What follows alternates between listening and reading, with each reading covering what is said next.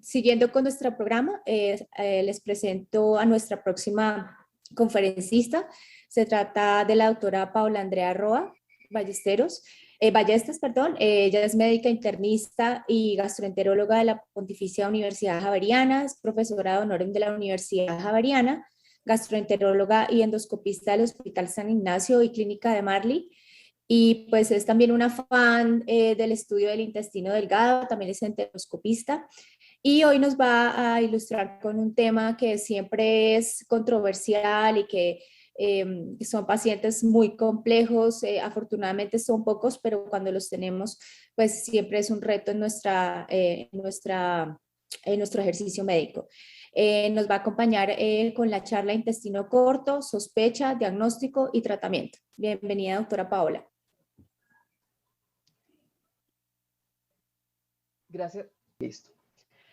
Entonces, como venía diciendo Margarita, la doctora Rey, el intestino corto es una enfermedad y una patología que cuando se presenta nos da dolor de cabeza porque son pacientes que, aunque es un poco frecuentes, son pacientes que tienen mucha alteración de su calidad de vida y que nos dificulta un poco su tratamiento. Esperamos que con esta charla nos concienticemos un poquito que se puede hacer muchas cosas por estos pacientes todavía y que tenemos bastante para intervenir en ellos.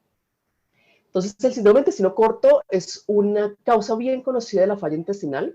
Usualmente se da por una resección intestinal que resulta en una longitud menor de 150 o 200 centímetros de intestino delgado remanente. Puede haber o no resección parcial o completa del colon y requiere suplementación de líquidos intravenosos, electrolitos y calorías.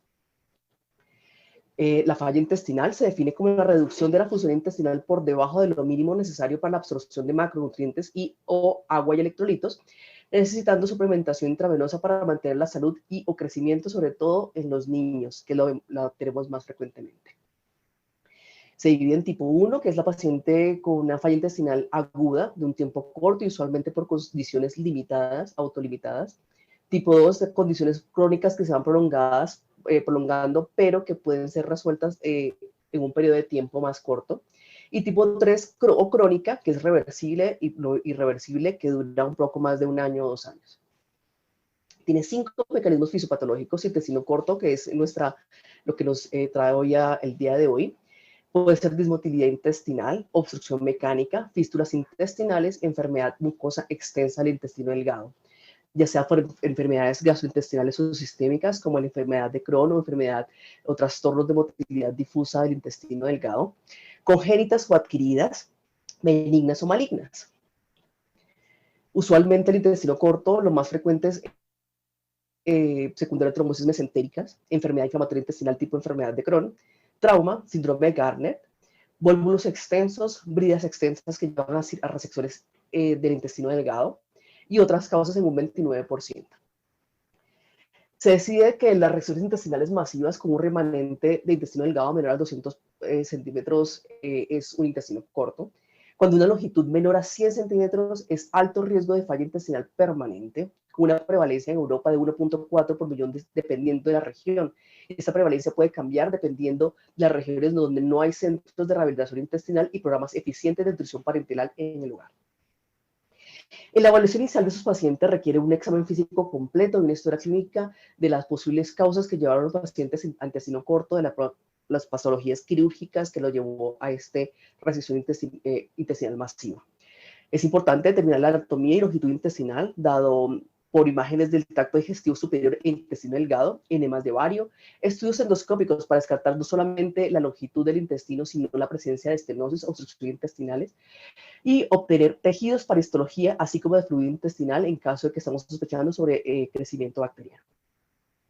La ecografía del abdomen Doppler para evaluar los vasos hepáticos y evaluar además la anatomía de los accesos venosos en miembros superiores, dado que esos pacientes, como vamos a ver, van a tener requerimiento de nutrición parenteral por largo tiempo. Biopsia hepática si se sospecha enfermedad hepática, radiografía de tórax para buscar complicaciones complicaciones de la nutrición parenteral, la edad ósea y el daño óseo por desnutrición, la evaluación nutricional completa, una evaluación psicológica, es una enfermedad que claramente afecta masivamente la calidad de vida de difícil manejo y afecta toda la economía y tratamiento del paciente en casa y tratamiento y la disfunción familiar que esto requiere. Y exámenes de laboratorio, que ya los vemos más adelante. ¿Cuál es lo importante? Que tenemos que saber de la anatomía de esos pacientes con intestino corto en la evaluación inicial, qué cirugía le hicieron y qué reconstrucción les pueden hacer. Pueden ser anastomosis ileocolónicas, anastomosis yayunocolónicas o yayunostomías terminales.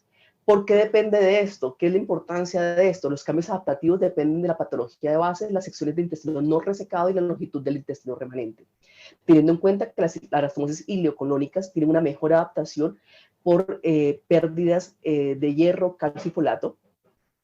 Las anastomosis yayunocolónicas tienen pobre adaptación, pérdidas de grasa soluble, vitaminas solubles en grasa, y si hay, dependiendo también de la resección, la cantidad de ilion que se haya perdido.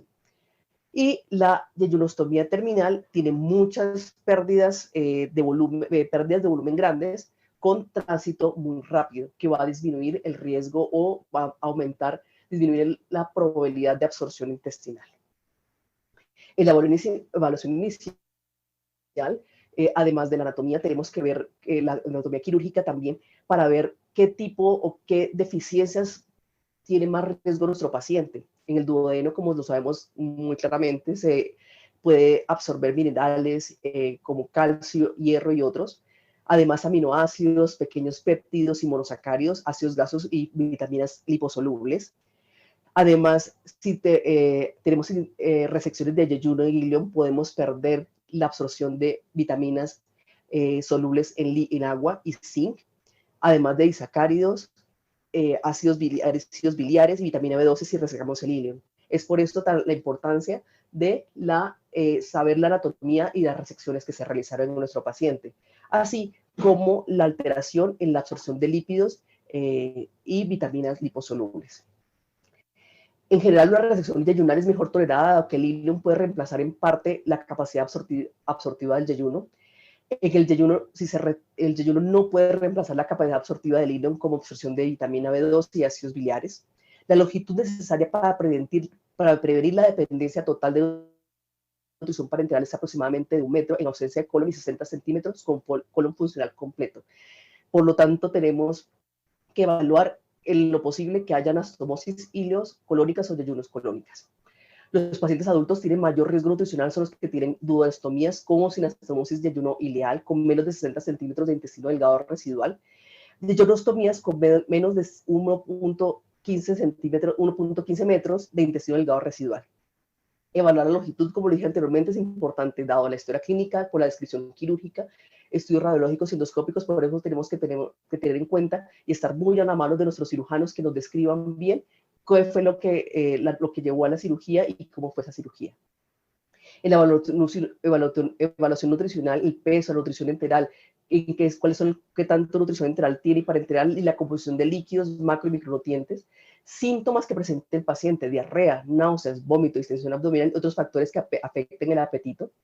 El peso y la talla, claramente la importancia de esto, las pérdidas ponderales en nuestros pacientes, el estado dental, en el caso cuando vamos a reiniciar la dieta, la pérdida de grasa y masa muscular, y los test de laboratorios como electrolitos, albúmina, tiempos de coagulación, vitamina B12 y vitaminas solubles. Así como la función intestinal, que en este momento no tenemos disponibles, la emisión de citrulina sérica, que es un aminoácido no esencial sintetizado en el enterocito exclusivamente y nos va a decir qué tanta capacidad absortiva puede llegar a tener el paciente y qué tanto intestino preservado tiene. Así como las complicaciones por el uso de nutrición parenteral, importantísimo la infección de los catéteres, evitar las trombosis, la presencia de tromboembolismo pulmonar, la enfermedad hepática asociada a falla intestinal, las complicaciones metabólicas, anemia, desmineralización ósea y raquitismo.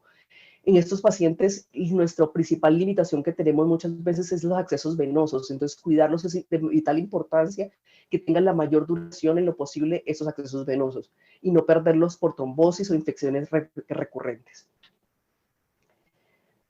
Todo esto para llevar una adaptación intestinal. En los adultos dura aproximadamente ese proceso entre 2 años, en niños hasta 5 años, por aumento de la absorción, aumento de la secreción intestinal, desarrollo de hiperfagia y la disbiosis de la microbiota intestinal. como les dije anteriormente, ocurre 1 o 2 años después de la resección. Ideal la preservación del colon. El colon va a ser nuestro mejor amigo en estos pacientes. Probabilidad de independencia de nutrición parenteral es del 47% a 5 años si el remanente es mayor a 75 centímetros, con gran porcentaje, pero en esos pacientes que tienen un porcentaje de colon remanente importante y los niveles de citrulina mayores a 20 micromoles por litro. El colon tiene un rol metabólico importante, porque los triglicéridos de cadena media, como el ácido C8 y C10, ácido caprílico y ácido cáprico, contienen 8.3 kilocalorías por gramo, son solubles en aguas y pueden ser absorbidos en el colon. Entonces, eso es un papel importantísimo que tenemos el remanente colónico cuando los pacientes tienen anastomosis y preservación del colon. Se ha comprobado que una dieta con triglicéridos de cadena media, triglicéridos de cadena larga y una mezcla de 50%, 50-50, en pacientes con continuidad de colon pueden aumentar o tener una absorción de calorías hasta de 500 kilocalorías por día.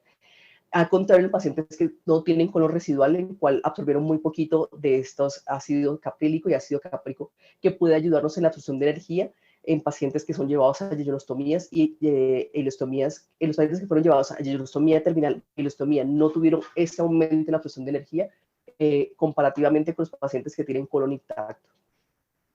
Algunos almidones polisacáridos no se digieren en el intestino delgado, se fermentan en el colon a hidrógeno, metanos, ácidos grasos de cadena corta, como el propionato, el butirato y acetato, que nos pueden subir hasta 1000 kilocalorías que se absorben por el colon. Entonces, en esos pacientes hay que favorecer la administración intracecal oral de estos almidones. Además, nos ahorra energía, con una pérdida de energía fecal que se disminuye cuando se consume una dieta de 60% de carbohidratos. Hay cambios como morfológicos en el colon a medida que vamos administrando carbohidratos y ácidos grasos, porque hay una hiperplasia con aumento de la profundidad de criptas y esto mejora el destete de la nutrición parenteral. Es decir, hay una transformación en el colon que nos va a ayudar a esta absorción de energía y a permitir que el paciente se pueda destetar de la nutrición parenteral. Por eso es importante favorecer la vía oral, así sea un paciente con anastomosis y ayuno colónica. La absorción del intestinal depende del sitio de la restricción y del tiempo del tránsito intestinal. Un tránsito acelerado promueve la malabsorción de nutrientes, dado que se precisa un control del tiempo del tránsito para mantener un equilibrio electrolítico y energético. Cuando los pacientes tienen colon preservado, aumentan los niveles de GLP-1 y GLP-2 que después del desayuno, y esta GLP-2 va a ayudar a la superficie absortiva por acción atrófica de la mucosa epitelial, y el GLP-1 disminuye el tránsito gástrico, lo cual va a enlentecer ese tránsito y aumentar el tiempo del tránsito intestinal. Además, tenemos que favorecer la hiperfagia en el paciente con adulto con intestino corto. Cuando la vida oral sea posible, se debe recomendar la hiperfagia, que es la ingesta alimentaria de 1.5 veces más que el gasto energético de reposo. Se debe continuar la alimentación por sonda enteral exclusivamente o completada por la vía oral para aumentar la absorción del neta de lípidos, proteínas y energías, en especial en el paciente que tiene anastomosis con el colon. Y hay que ver, como le dije anteriormente, que los niveles de GLP-1 y GLP-2 en pacientes con continuidad del colon, que va a ayudar al aumento de concentraciones plasmáticas de grelina, cambios importantes en los niveles de neuropépticos hipotalámicos que van a ayudar a esta hiperfagia y aumentar para favorecer el destete de la nutrición parenteral. La acción de la microbiota colónica de adultos con intestino corto, porque reduce la flora intestinal, hay una reducción de la flora intestinal en pacientes con este intestino corto, además con el uso de antibióticos y todo lo que tiene que ver con hospitalizaciones prolongadas. Hay desbalance de la flora crónica en el intestino corto con aumento de la flora del lactobacillus, mientras las bacterias anaerobias están poco representadas. Entonces, hay una resección, después de la resección, los sustratos que llegan al colon son abundantes y probablemente digeridos, que puede potencializar con una potencial presencia de oxígeno, pH fecal bajo y tiempo de tránsito rápido, con disrupción de la circulación enterohepática por las cirugías anteriormente mencionadas, que van a llevar a una proliferación de bacterias, producciones de lactato. Ese de lactato, ¿cuál es el problema? Que puede llevar, aunque es raro, la acidosis láctica por de lactato, que puede ser tóxico para el sistema nervioso central. Se convierte a piruvato con niveles limitados en el cerebro de una enzima que convierte piruvato a acetil-CoA, más deficiencia de tiamina va a llevar a daño neurológico con ataxia, alteración del estado mental, debilidad, alteraciones en la marcha, alteraciones en el lenguaje. Es por eso que se tiene que estar muy pendiente de sus pacientes cuando comiencen con alteraciones neurológicas y puede llevar a síntomas posterior a la ingesta alta de carbohidratos como cuando estén borrachos. O sea, puede confundir con una intoxicación etílica. Es por eso que en esos pacientes que súbitamente presenten esas alteraciones, no asumir solamente que están con ingesta de alcohol, sino también que tienen, hay que hacer un diagnóstico de la acidosis láctica por delactato, midiendo bicarbonato 32 en sangre, lactato fecal y la tasa de lactato de IL fecal. Otro punto que tenemos que estar pendiente de nuestros pacientes con síndrome de intestino corto, la enfermedad hepática asociada a falla intestinal. Eso puede darse por el uso de lípidos durante la nutrición parenteral y se puede evitar cambiando el tipo de lípidos que estamos dando y cuantificando la cantidad de lípidos a nivel de la administración de lípidos. Pero no hay estudios que permitan un consenso. Hay estudios con aceite de pescado intravenoso en la población pediátrica. Los factores asociados a fibrosis son el intestino ultracorto, el consumo de alcohol y la diabetes mellitus. La verdad no se asocia a composición, cantidad o duración, episodios de sepsis o segmento intestinal abandonado, pero sí hay peor supervivencia en pacientes que desarrollaron la enfermedad hepática, por lo tanto es una enfermedad que tenemos que seguir muy a la mano. Ya entrando en la terapia farmacológica, tenemos fármacos antisecretores. La idea es disminuir esa secreción intraluminal de sustancias que van a favorecer aumento del volumen de las pérdidas intestinales, ya sea una manera de disminuir esa absorción o esa secreción es con la ranitidina y con el omeprazol. No hay cambios de duración de nutrición parenteral, pero sí nos disminuye la pérdida intestinal y solamente funciona en pacientes con altas pérdidas de 2.6 kilogramos por día. Además, tenemos bloqueadores de la motilidad en nuestra herramienta. Tenemos la loperamida, entre de otros. Y los fármacos intestinotróficos, los factores de hormonas de crecimiento peptídico, factor de crecimiento epidérmico, factor de crecimiento transformante alfa, factor de crecimiento similar a la insulina, CCK y peptido YY. Esos factores han venido en un estudio cada vez más, pero tienen muchos efectos secundarios por los cuales su uso es indefinido.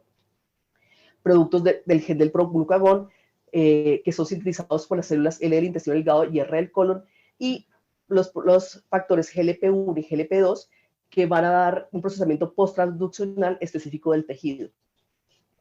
De los que tenemos a la mano en este momento en Colombia, tenemos el teduglutide, que es un análogo GLP-2, que reduce por más del 20% la necesidad intravenosa y un 63% de los pacientes después del manejo durante 6 meses.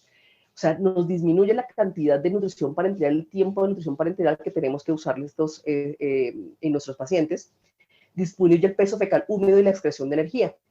Además, tiene un efecto importantísimo que aumenta la altura de las vellosidades, la profundidad de las criptas y el índice mictótico en el yeyuno de pacientes con yeyunostomías.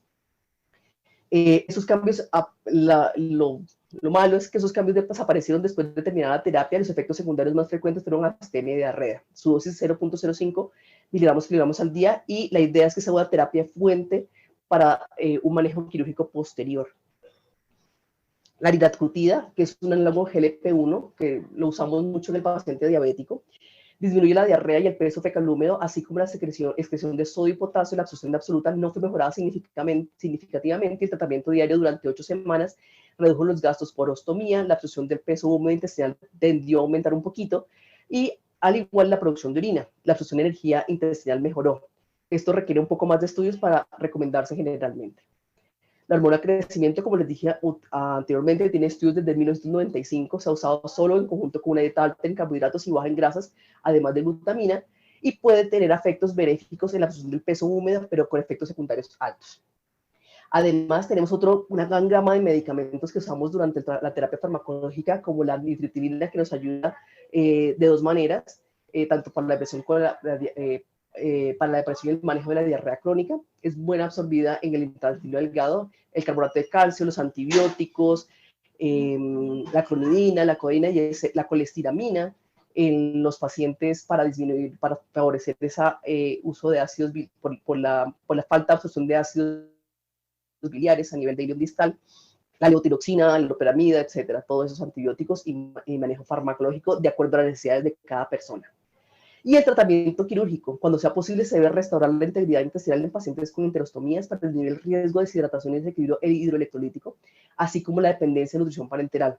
Usualmente esos pacientes, algunos pacientes cursan con dilatación segmentaria de una masa intestinal con pobre peristalsis que puede llevar a sobrecrecimiento bacteriano, y esta es la ventaja: cuando hay esas dilataciones intestinales nos puede favorecer un cirugía de enteroplastia, que es remover una tira o un pedazo del intestino del borde antimesentérico. Eso fue descrito como encontrar un espacio vascular longitudinalmente a lo largo del borde mesentérico, una asa de intestino dilatada. Luego el intestino se divide a lo largo, teniendo en cuenta cuidado de asignar vasos sanguíneos alternos a cada lado. A cada lado del intestino dividido se tubuliza, generando unos hemibucles que se anastomosan, y esto, la idea es generar una asa doble del tamaño de la original y con la mitad del diámetro. Estas son las cirugías descritas simplemente por Bianchi, que es el LILT, STEP y el SILT. Son diferentes cirugías en las cuales la idea es alargar un poco más el intestino, ya sea circular, longitudinal y por técnicas oblicuas, con diferentes grados de manipulación del mesenterios y diferente calibre del intestino. Pero tiene que tener un intestino que sea previamente dilatado. Ese es el TILT, una representación esquemática y en una representación de cómo se hace como, ese es el intestino que está distendido, se corta prácticamente en zigzag y luego se vuelve a unir haciendo un intestino más corto, más angosto, pero más largo. En el seguimiento del paciente, ¿cuál es el objetivo? Mejoría de la diarrea, de la producción de la estomía, por manejo de las secreciones, por modificación de la motilidad y el uso de análogos de GLP-2. Hay que monitorizar selectivamente y objetivamente al paciente, reforzar los principios de objetivo de cada visita con un manejo multidisciplinario y monitorización de aparición de complicaciones. Entonces, el síntoma del intestino corto es la primera causa de falla intestinal que requiere suplementación intravenosa, fluidos, electrolitos y calorías. La adaptación fisiológica intestinal ocurre 1 a 2 años después de la resección quirúrgica, y esta adaptación incluye hiperfagia, cambios en la microbiota, cambios morfológicos intestinales y adaptaciones hormonales, entre otros. Es posible mejorar la adaptación fisiológica mediante la optimización de la intervención dietética, restaurando la continuidad y tratando con factores de crecimiento y análogos de la GLP-2. Entonces, muchas gracias por las conclusiones, y a mí con esta charla me generó mucha expectativa y mucha esperanza en estos pacientes con intestino corto.